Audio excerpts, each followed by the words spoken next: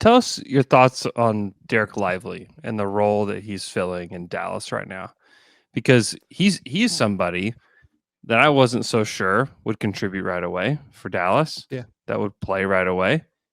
And you started hearing murmurs out of camp that, hey, the Mavericks really like Dereck Lively. Hey, Dereck Lively, he's going to start. I was like, wait, Yeah. whoa. And a lot of people are like, wait, might want to pump the brakes on that. And then he plays one game, and everybody's like, actually, don't pump the brakes. Like, let this guy go. Like, he's ready. Yeah. Um, Tell us what's different about him. Is this surprising to you at all?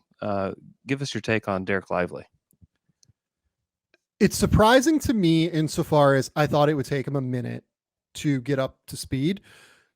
At Summer League, he was not particularly effective.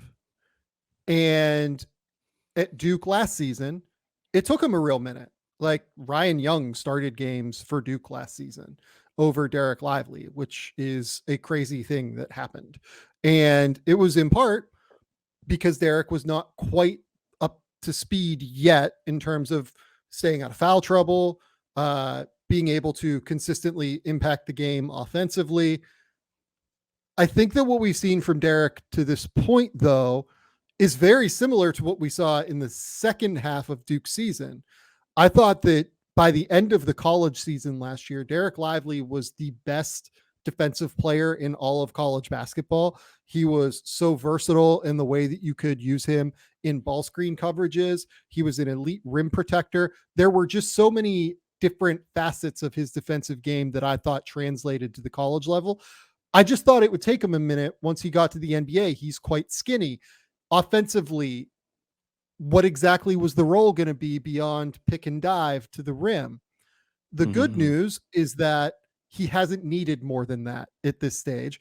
And on top of it, there have been some flashes of him being able to expand beyond that with his passing ability.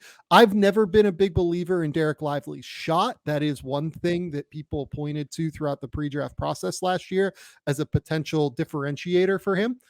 But I do kind of like his passing ability, and I think that he's comfortable with the ball in his hands in that mid-range area when he's not super crowded. And he's been able to make some interesting reads on top of just being your patented, I'm going to screen for Luka Doncic and Kyrie, and I'm going to run to the rim. It's been very simple. And on top of it, I mean, Dallas's defense falls off of a goddamn cliff when he leaves the court. Yeah. It truly, truly does. If you look at the numbers with Luka Doncic versus without Luka Doncic, I think they give up like 122 points per 100 possessions when Luka is out there without Lively.